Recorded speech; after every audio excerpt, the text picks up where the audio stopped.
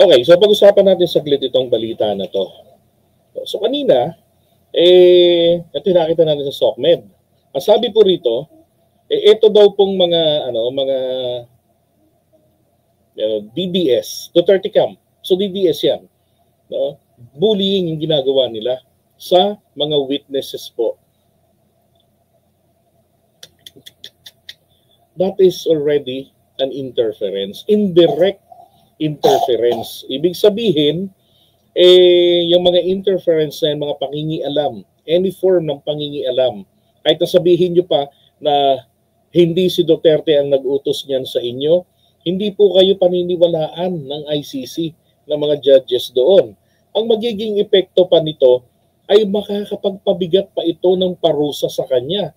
Imbis na ang hatol sa kanya ay 30 anyos lang, baka madagdagan yan ng 1 taon, hindi ho ba? Oh, so yung 30 years, maging 31 pa.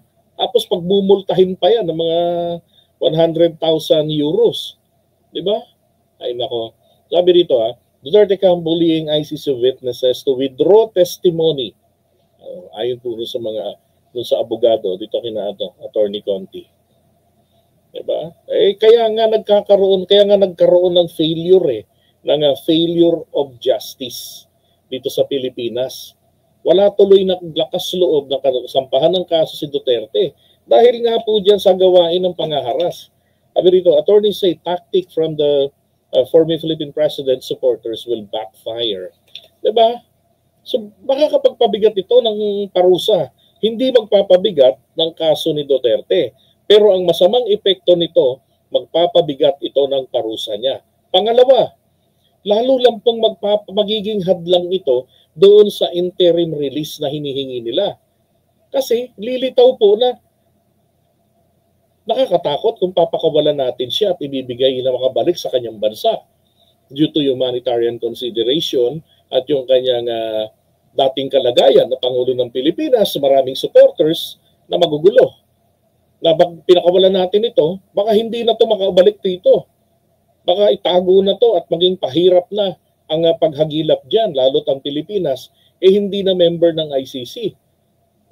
Di ba? Kasi ang daming mga naglalabasan sa kalye na hindi malayong mangyari na mapahamak pa ang buhay ng mga members ng ICC na pupunta ng Pilipinas. Di ba? Para sa pagpapa-aresto sa kanya. Kayo rin ang nagdudulot ng kapahamakan sa tatay ninyo. 'Di ba? Ibuli nyo nang ibuli yung mga witnesses. Ang tanong, yun bang mga witnesses na binubuli nyo, gaano kayo nakakasiguro na sila nga yung tatayo doon sa witness stand? 'Di ba? Hindi naman pinakikita sa inyo. 'Di ba? Who will be the witnesses? That will go to The Hague and be questioned during the cross-examinations. Hindi naman din nyo alam Pero something for sure, nakakarating itong panghaharas na yan sa ICC. At nagkikreate lang kayo, mga DDS, ng impression sa kanila na kayo po ay talagang magugulo. At talagang walang dahilan para may maglakas ng loob na rito kasuhan si Duterte. At tapos, ang mangyayari, maa-avail na nila yung principle of complementarity.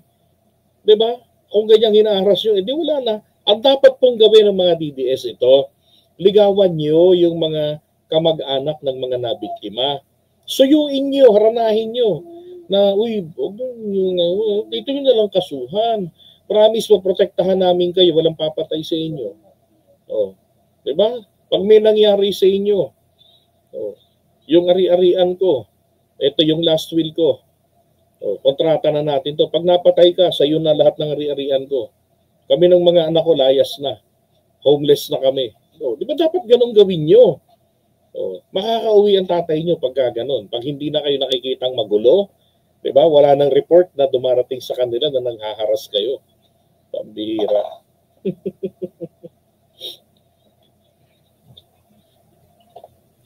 Okay, so yan na muna natin yan and yan na natin silang mag-enjoy sa ginagawa nilang panghaharas diyan sa sa mga kamag-anak o sa kamag-anak ng mga witnesses